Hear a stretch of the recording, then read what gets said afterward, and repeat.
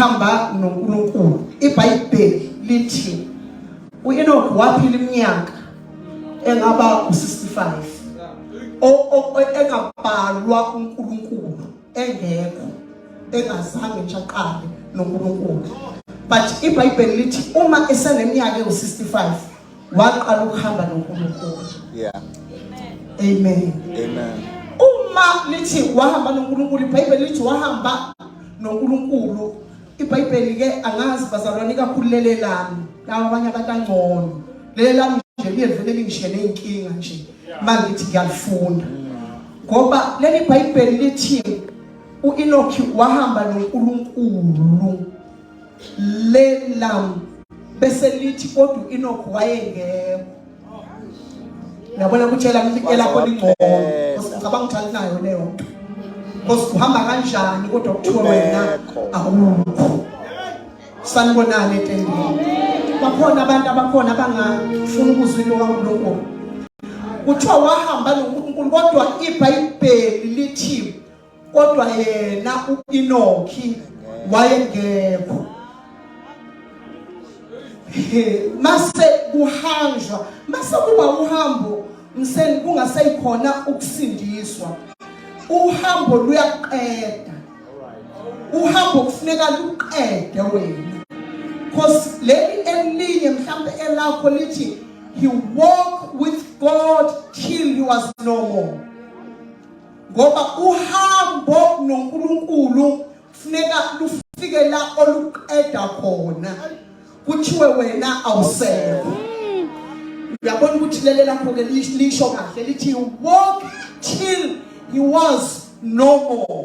Wahamba engena kuNkulunkulu.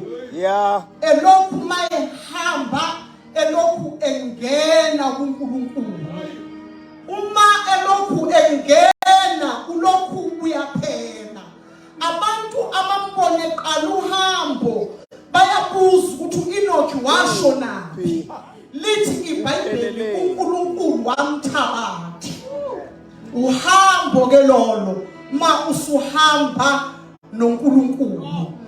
Ohambeni kufanele lukudle uhambo luze luqede uzuphele. uNkulunkulu lo uNkulunkulu ongcwele baba egameni lika Jesu Kristu yathandaza ebusuku. uNkulunkulu ongcwele ake uzendlale njengelanga. uNkulunkulu phezomhlaba lihlaba ngemsebe kuthi konke ebekusemnyameni kuvela obala. Yenze njalo ngezwi lakho ngoba liphilile futhi izwi lakho linawo onke amandla okuguqula yonke into liguqulele entandweni yakho egameni elinamandla lika Jesu Kristu. Amen. uNkulunkulu ongcwele owabonakala entabeni eHebroni ilo uNkulunkulu efuna simbuke kafushane. Lo uNkulunkulu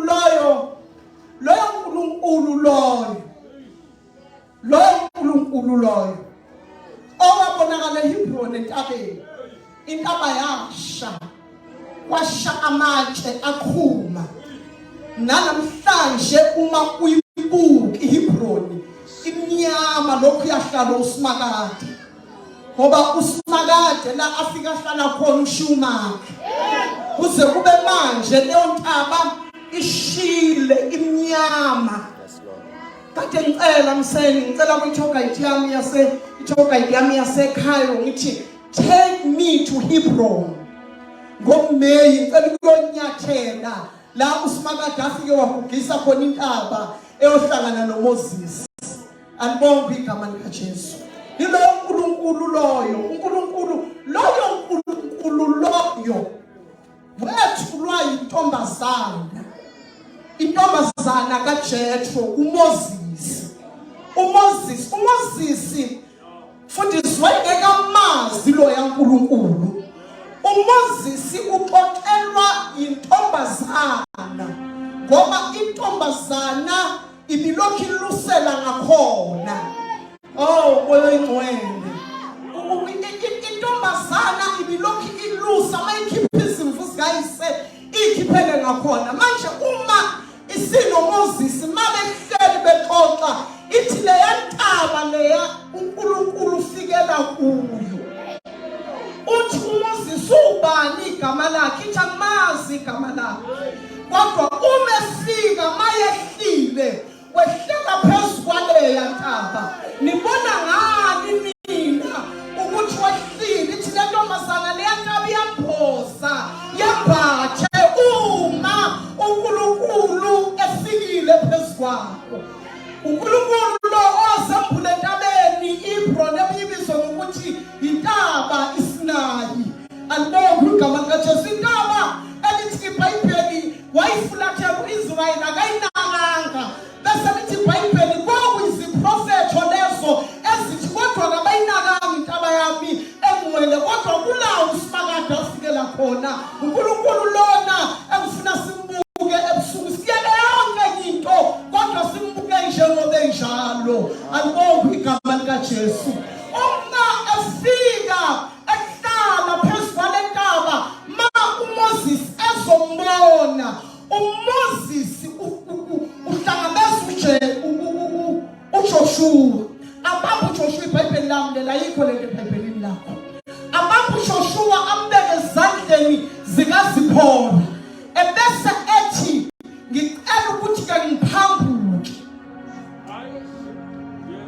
Funa ukuzwa ukuthi nizwile yini? Yeah. Uthi uMoses ngicela unakekele nangu uJoshua. Bese mina ungivumela ngiphambuke. Ngi-offering ngolimi lwaselokishini. Yeah. Ngi-offering. Ufuna uku-offremba ashiye uZiphora ngakhe. Bona nje akuzwanga. Ngoba khona ezinye izinto ezifuna ukuthi ma uNkulunkulu ukumbona kulinonkazimulo uqale lolele naye embhedeni ukuthi eluphambuka. Yeah. Ela uphambuka kodwa nje ke uma ngike ngathi ngiyashumayela ongcono ukucimayo konke into. Futhi ukuthi ngakaze bathumela abanye abantu mhlawumbe kuyafika. Kodwa abanye abathumelanga kodwa na kuzokucimela. Uma ethi ngicela ukuphambuka ngizoshiya wena ngishiya uJoshua my best friend. Ngifuna ukuyobona. Yeah. Uthi uZiphora uyobonayo. Uthi intaba iyavutha kodwa ayishi. Ake ungivumele ngiphambuke. Khona uNkulunkulu ngeke ufike kubo uphakathi kwalabantu onabo. Thini uze uphambuke ukuze uyokwazi ukubona lekazimulo leyo. Ukuhlukana nomkakhe for isikhathi esithile ukuze akwazi ukubona ukuthi yini le ntaba ivutha kodwa ingashi. Ngoba wena noJoshua nizongenza ngingakwazi ukuyibona.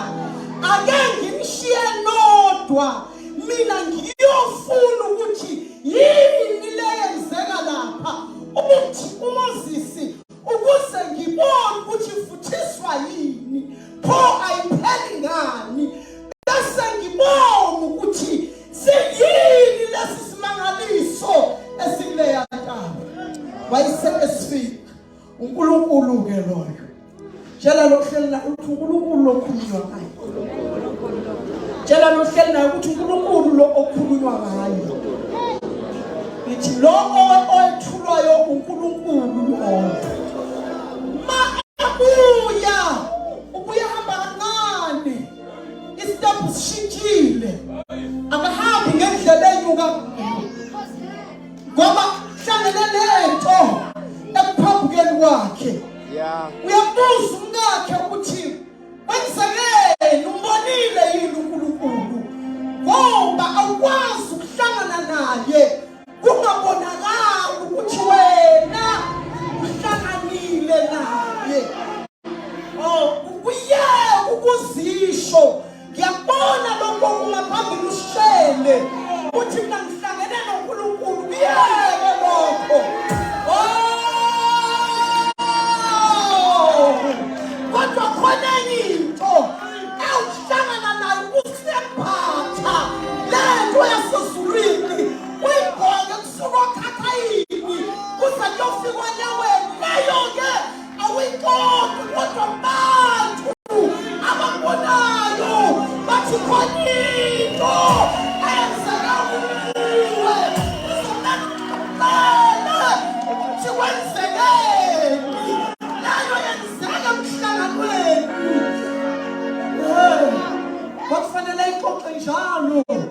uPaul waseThasu mase bembuza ukuthi sigcina izolo nje kodwa manje ushintsha umbala athi indleleni yami yokuya eDamaseko ngaba newokhanya okukhulu kunezwe lakhuluma kimi kahlangana naye Kuyahambeka lokuya eDamaseko ukusonta wakunya lokho kodwa wakunya lokho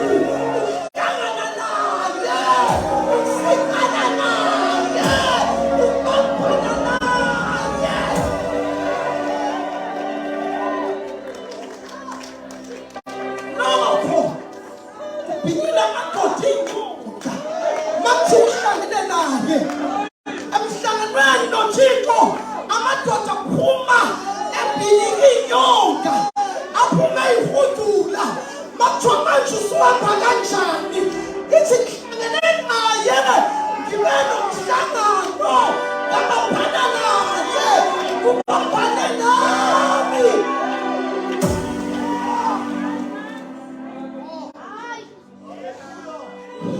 uThixo uthi ngafika kule ndawo ngikhathele ngabeka ikhanda lami uthi mangibeka ikhanda lami ngabona umkhwelo usuka phansi emhlabeni lodlula phezulu ezulwini uthi ngabona ingelosi ngisho lento emhlangana nayo uthi ngabona ingelosi nami ngakungazi ukuthi sengihambeka sengafika kwi-level la sengithwele imendli enengelosi ngoba lezi ngelosi ndawunge iBhayibheli lisho kahle sayingasuki ezulwini lithi iBhayibheli sayisuka khona la ekhanda likaJakobe wamanywe sayithwala uyo Jakobe sisuka khona la ekhanda lakhe sibamba umkhwelo senyuke siyazulwini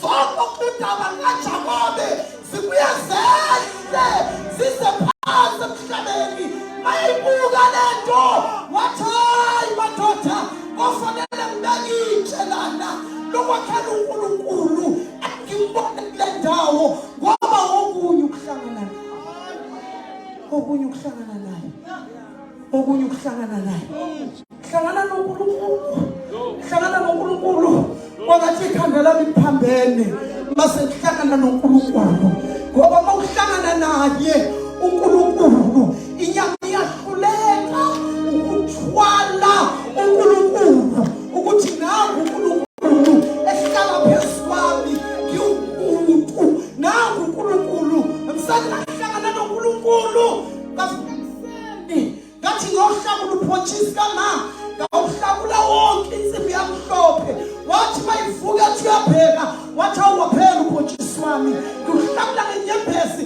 ngisusa uphotshisi ngisusa ukhula ngisusa uphotshisi ngisusa ukhula wathi kanti wenze njani ngikhathazela ngithi ngihlangene yes thank you Lord uNkulunkulu lona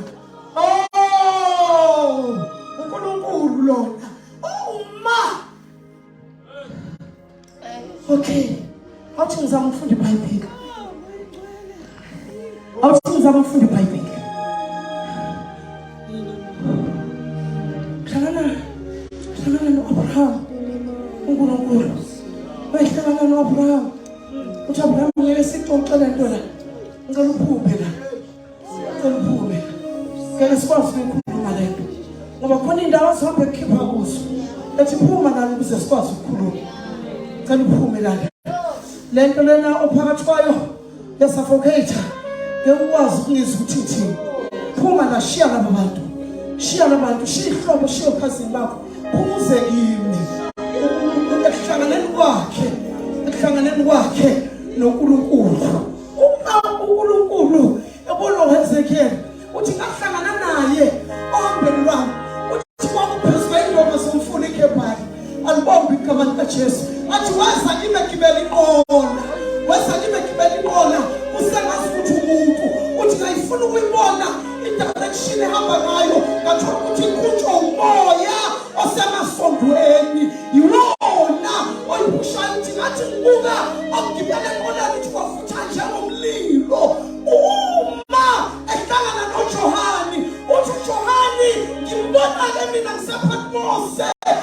sesiphinyini ukuhlangana nje naye inhlangano lengcwele lena engiyilandayo uthi sesiphinyini abamosa athi ngabona umnyango ovuliweyo esulwini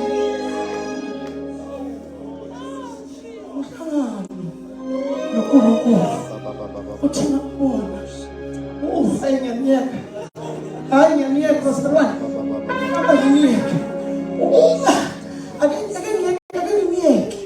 ake ngize kumfuka nunu uIsaya uthi Isaya mina mangibona uthi ngabona ongcwele athi ngabona ongcwele uthi uma ngibona ongcwele uthi ngabona ehlala esihlalweni sakhe sobukhosi athi umsila wengubo yakhe wagcwalisa ithempeli uma embona uthi asembona ngoba uthi uJohane phambi kwesihlalo kunomfulo oqhuma khona oqhuma ugeleze ilo mfula okuthiwa baphuza kuwo mabefika kuloya muzi kuthiwa mabephuza kuwo abasomi ebesathi phambi kwaso isihlalo kunamatshe ayizinhlobo ezehlukeneyo athi kunetshe liqobezela njengekristali yitshe lawo matshe mseni asho amagunya obuNkulunkulu asho ama-authority lawo matshe mayithi njengetshe lekristali kukhulunywa ngegunya elikuNkulunkulu ingakho mayisiyitholile into uPetro athi yena-ke uyitshe elenqatshwayo amakhi kodwa uSawule waphenduka waba yinhloko yegumbi ethi yena uyi-authority yena uyilungelo yena uyigunya abese athi uPetro athi sondelani kuye athi uyitshe eliphilileyo wozani-ke nisondele kuye uNkulunkulu lona bazalwane engcwele angazi ukuthi wenzani la ukhona mawungakafiki kulento esikuyo mawungakafiki la isikhona angazi ukuthi wenzani la okhona ngoba la esikhona sifike kuye njengoba enjalo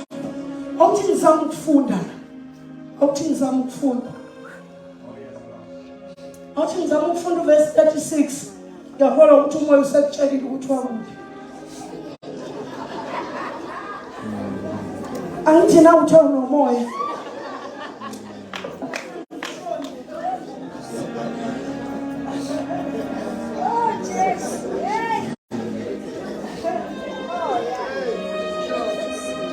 Chawe nomoya noNkulunkulu wena uhlali wathi wena uhlali manje uma unomoya ke usho ukuthi uyazi ukuthi ufundani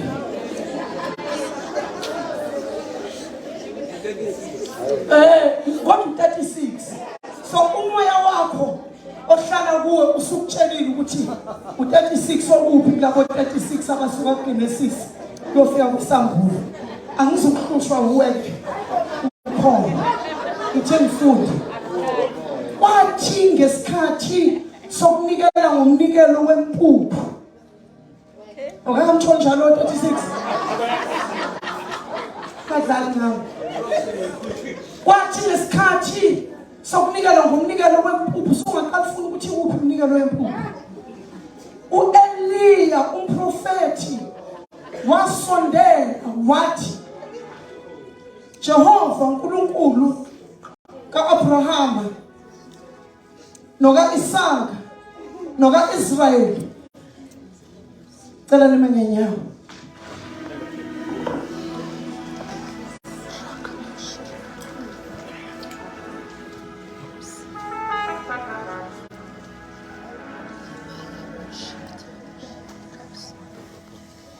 makazeke namuhla ukuthi wena unguNkulunkulu Sithanda ukhala ngezikole ezikokuphaywa amadimoni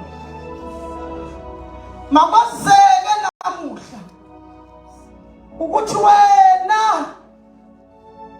unguNkulunkulu sikhala ngengane incane eyifunda ifaka amabhayi kwama-uniform obungoma zifake iphandla phakathi kwamashethi namablaze esikole. Makwazeke namuhla moyo ingcwele ukuthi wena uNkulunkulu ema-office masiyofuna ama-services serviswa izangoma. Makwazeke namuhla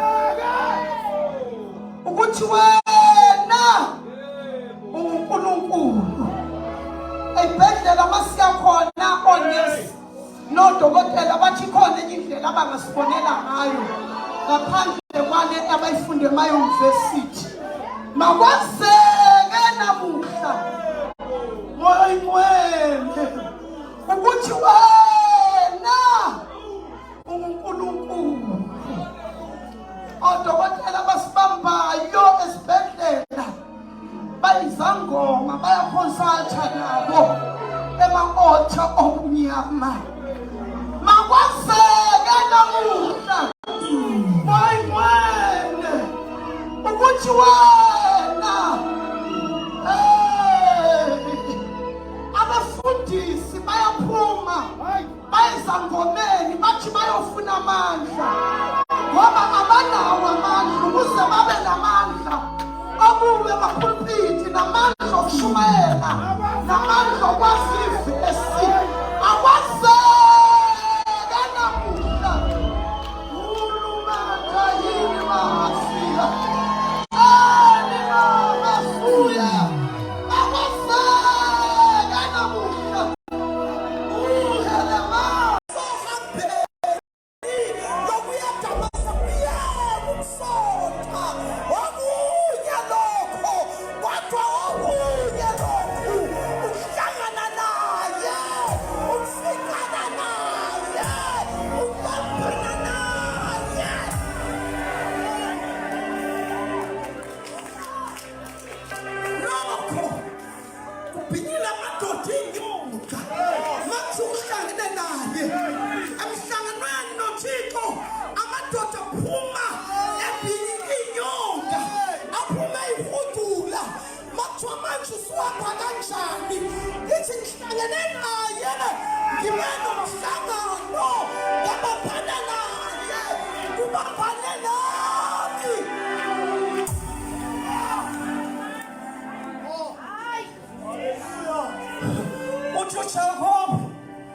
uthi ngafika kule ndawo ngikhathele ngabeka ikhanda lami.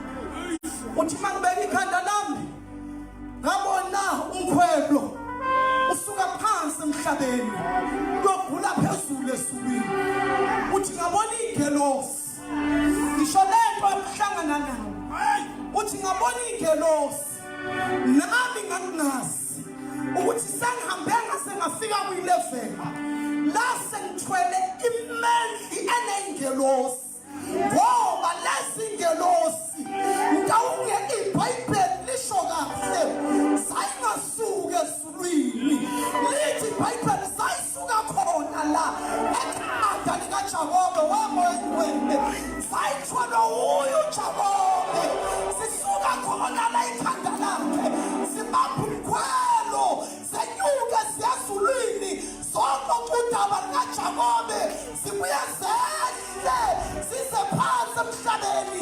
Mayibuka lento wathi hayi madoda kufanele ngibeke itshe lana lokwakhela uNkulunkulu engimbone kule ndawo ngoba okunye ukuhlangana naye okunye ukuhlangana naye okunye ukuhlangana naye hlangana noNkulunkulu wangathi ikhanda lami liphambene mase ngihlangana noNkulunkulu ngoba mawuhlangana naye uNkulunkulu inyaka iyahluleka ukuthwala uNkulunkulu ukuthi nangu uNkulunkulu ehlala phezu kwami ngiwumuntu nangu uNkulunkulu ngihlangana noNkulunkulu ngafikeni ngathi ngiyohlangula uphotshisi kama ngawuhlangula wonke insimi yamhlophe wathi mayivuka ethi uyabheka wathi awuwaphela uphotshisi wami ngiwuhlangula ngenyembezi ngisusa uphotshisi ngisusa ukhula ngisusa uphotshisi ngisusa ukhula wathi kanti kwenze njani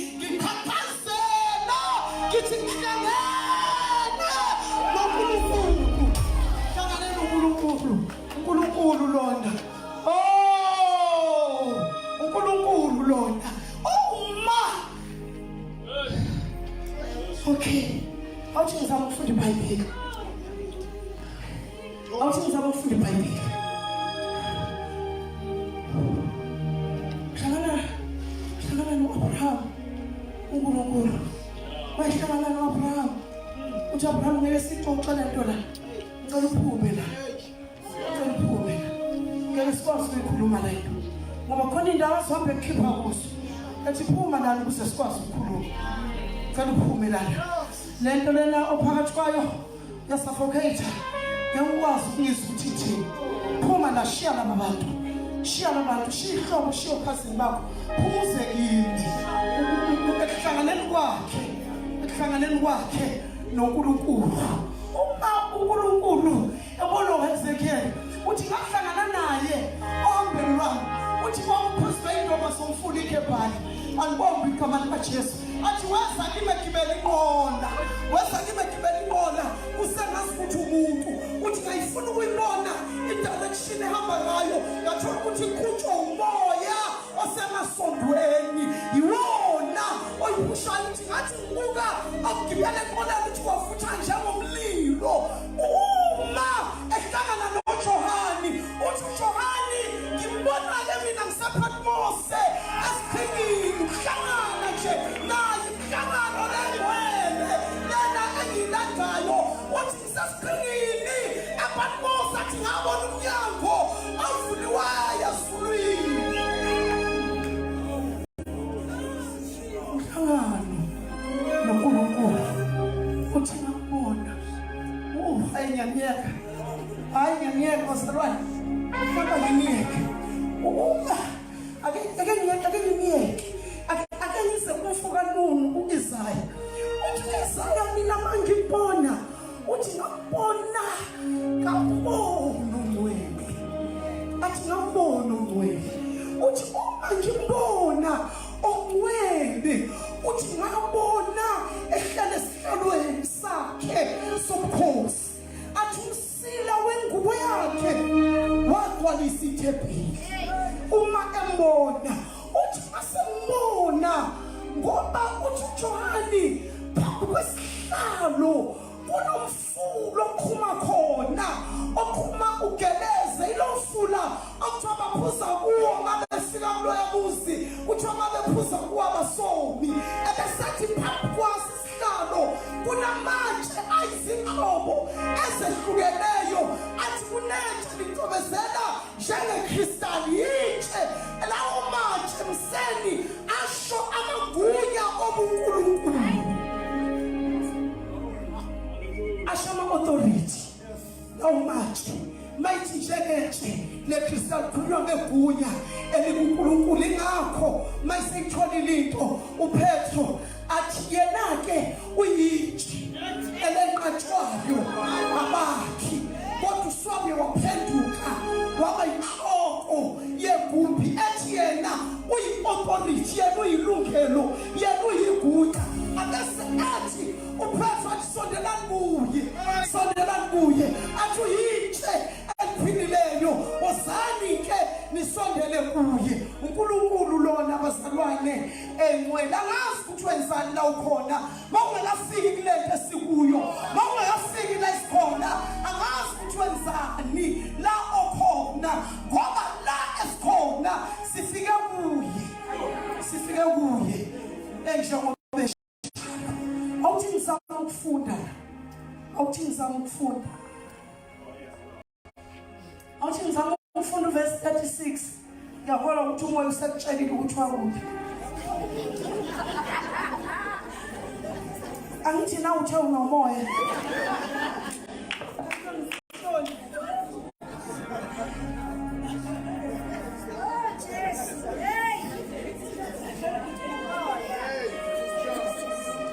Chawe unomoya. NoNkulunkulu wena uhlali wena. Kodwa wena uhlali wena. Manje ke unomoya-ke usho ukuthi uyazi ukuthi ngifundani.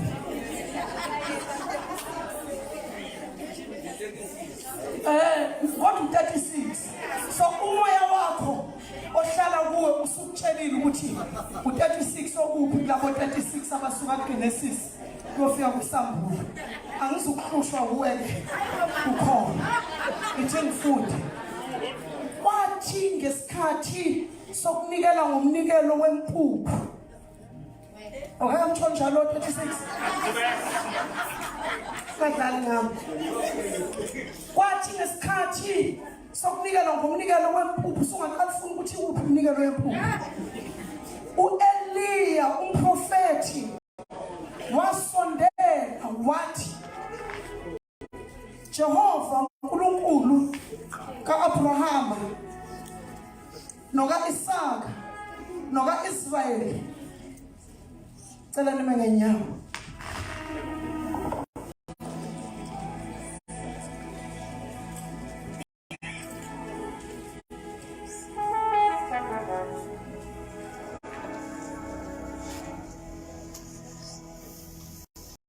makwazeke namuhla ukuthi wena unguNkulunkulu usenukhala ngeyikole esibophayo ngadimoni makwazeke namuhla ukuthi wena unguNkulunkulu sikhala ngeyingane ezincane eyifunda ifaka amabhayi ngaphansi kwamayunifomu obungoma zifake iphandla phakathi kwamashethi namablazer esikole makwazeke namuhla moyo ingcwele ukuthi wena unguNkulunkulu ema-ofisi masiyofuna ama-services serviswa izangoma makwazeke namuhla ukuthi wena unguNkulunkulu eyibhedlela masiyakhona onesi nodokotela bathi khona enye indlela abangasibonela ngayo ngaphandle kwale abayifunde ema-university makwazeke namuhla moyingcwele ukuthi wena unguNkulunkulu odokotela basibambayo esibhedlela bayizangoma bayakonsulta nabo ema-altar obumnyama makwazeke namuhla moyingcwele ukuthi wena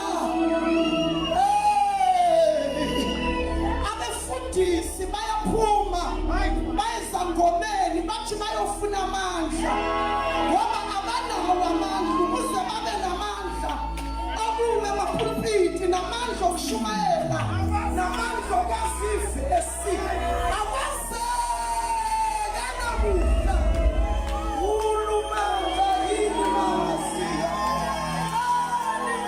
masuya akwazeke namuhla uyanamana yini makasuya yini amahasile wemoyingcwele akwazeke namuhla akwazeke namuhla ukuthi wena sinakathe ulamandla akwazeke namuhla ngoba baphumayo bayomisa amatende baqala bayokhonsaltha bakanti amandla esangomeni makwazeke namuhla ukuthi wena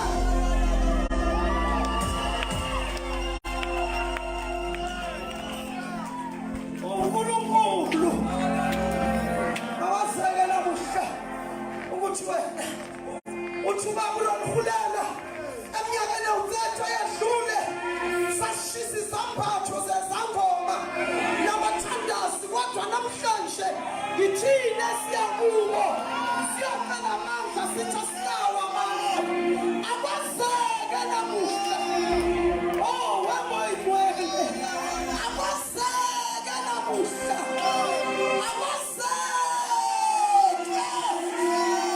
eThembisa eSouth Africa e-Afrika yonke akwazeke namuhla ukuthi wena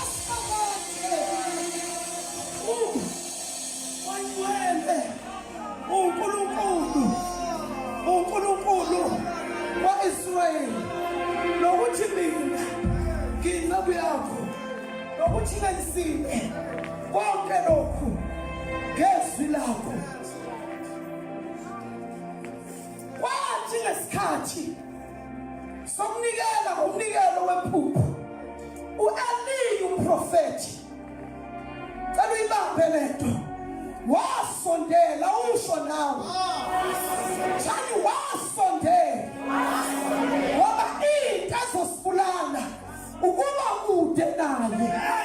Ngicela usho nami mfundisi, njani wasondela noseduze kwakhe akakuzwa, akawuphenduka ubheke kuye uthi u-Eli wasondela. Thole umuntu umtshele uthi kuye u-Eli waNkulunkulu wasondela. Thando wena u-Eli asiyasondela njalo, thando wasondela. Sibizwa kule ndawo ukuze sizokwenzani.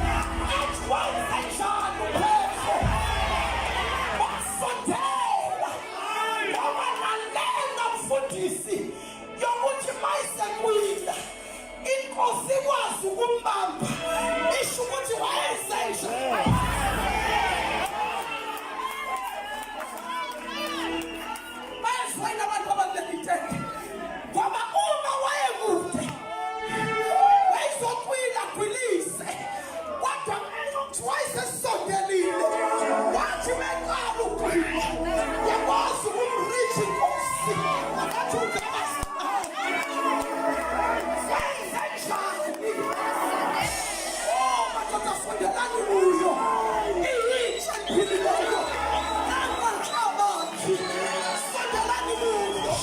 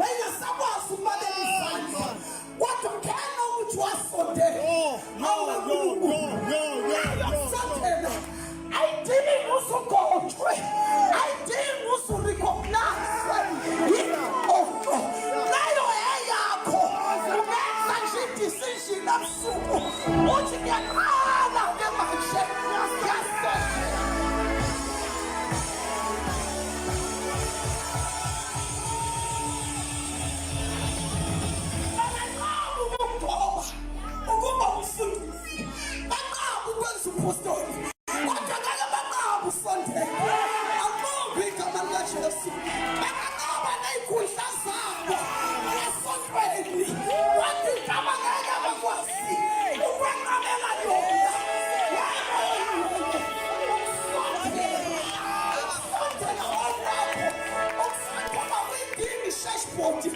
Ishashbodi yeke kodwa wena yenza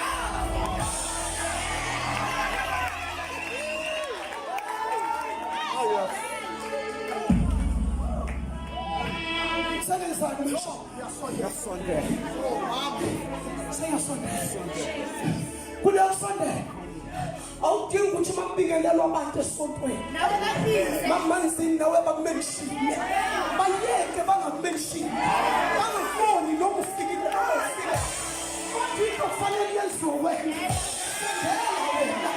wama nayo Sunday akayathi into zokuvimba kuyo Sunday emsulelele Sunday emsulelele ukuba amadolo wenzani manje bakutshayela Sunday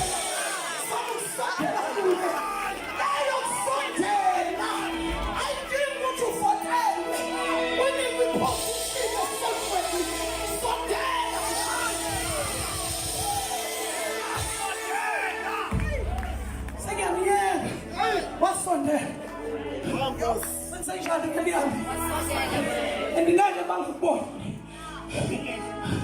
uPetro ubonwa intombazana mawuhamba sekugcwele eGolgotha ngoba uPetro wenze njani umsebenzi yathi intombazana wena uyabonana alikizwa basebenzi ngiyabona wena uyabonana ufana nalo muntu osendela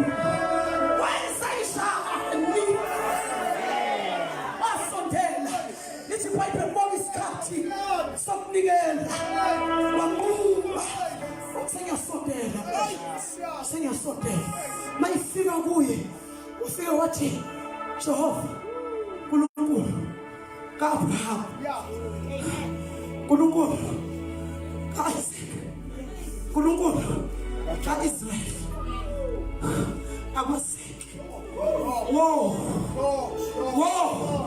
akwenzekeni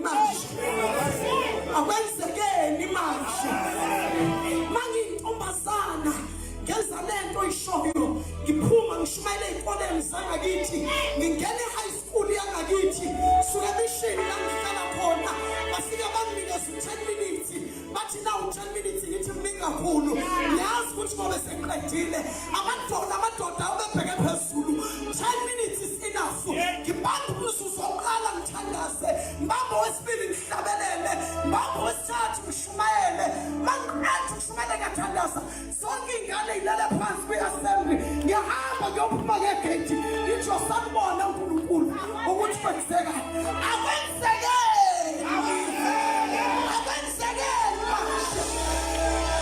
angena mishini uthi umfundisi wami kwenzekani nokwethemba esikoleni esani lesisilwe sekhaya ngithaya uNkulunkulu uyasethula mangisathi ngixoxela ubaba ungena uprincipal wesikole thani isandla ekhanda indoda iyahayisa ithi lento ishiye naphaya iyangijabula lapha phakathi ngala nini Yesu Jesu awenza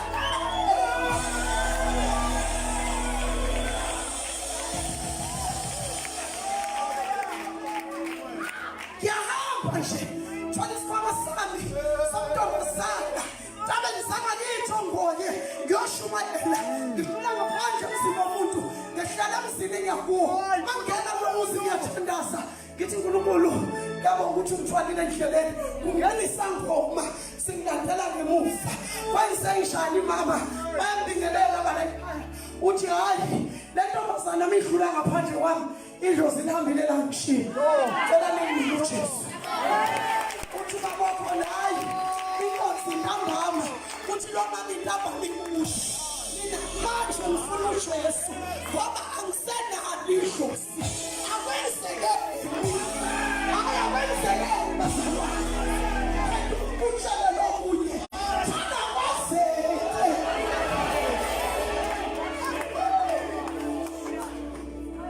asiniyeke bazalwane bafika abanye bashumayela kodwa kwenzekeni manje sesithi manje awazeke uma ememeza ethi uNkulunkulu kababa kaAbraham uNkulunkulu kaIsaac uNkulunkulu kaIsrael yazeka manje sethuke lithi iBhayibheli wasebeka phezulu ezulwini uNkulunkulu athi yehlisa umlilo uNkulunkulu yehlisa umlilo ayibo kanti wena usathule mina bengithuzosho uthi yehlisa umlilo uNkulunkulu mina bengithuzosho le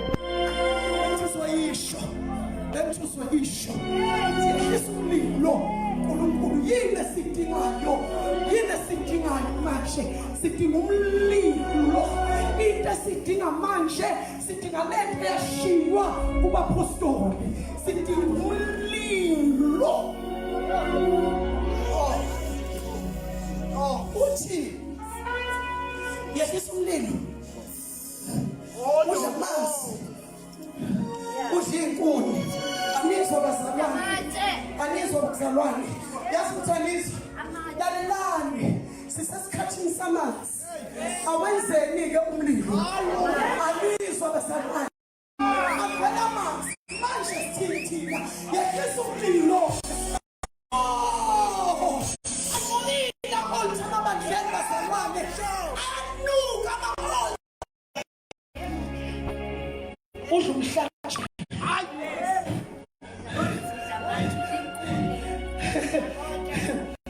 udle yonke into wayesehlala eyabukela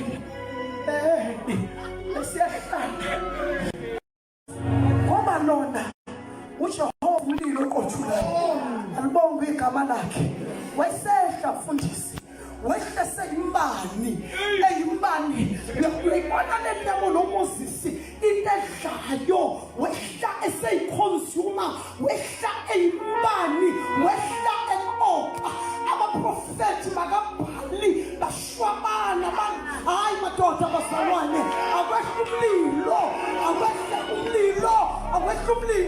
udla yonke lento ebekwe phambi kwabantu bashwabana ngoba kade bebemesa ingekho into eyenzekayo kodwa makuphakama umuntu kaThixo uyena mawuqeda ukudla yonke into sala kuba mlotha yaqala amandla lento kaNkulunkulu yaphakama yaphakamisa esinye isifidi isinamanye amandla yathi kumasazi ayo bambani bonke abaprofethi bakabhali ningashiyi noyedwa nibehlisele entabeni ikamela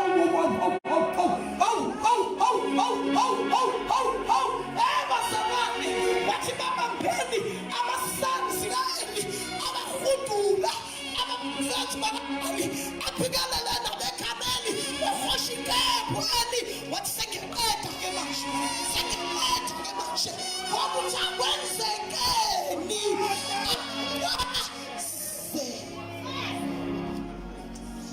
uthi wena uNkulunkulu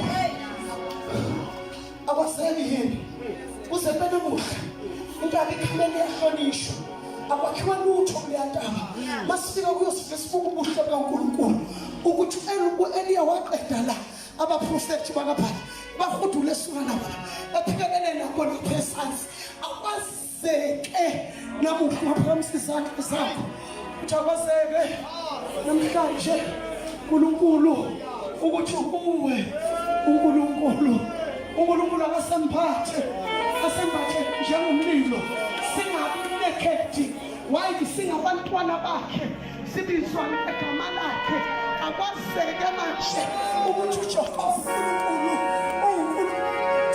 awahlehli amadimoni ayihlehli imimoya awahlehli umthakathi awahlehli ubungoma awahlehli abantu bokunyama awahlehli ubusathanisti awahlehli umdazazesitha awahlehli ukungcola endlini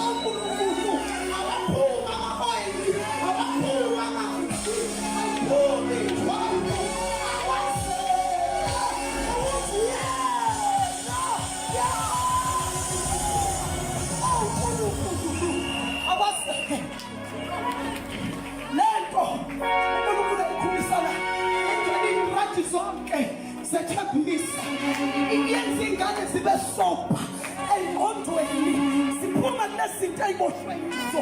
Alazeke igama likaJehova uNkulunkulu wethu ukuthi siphile ngalo. Qedile ukushumayela ebuseni, akwazeke namhlanje ukuthi uJehova uNkulunkulu uyedwa.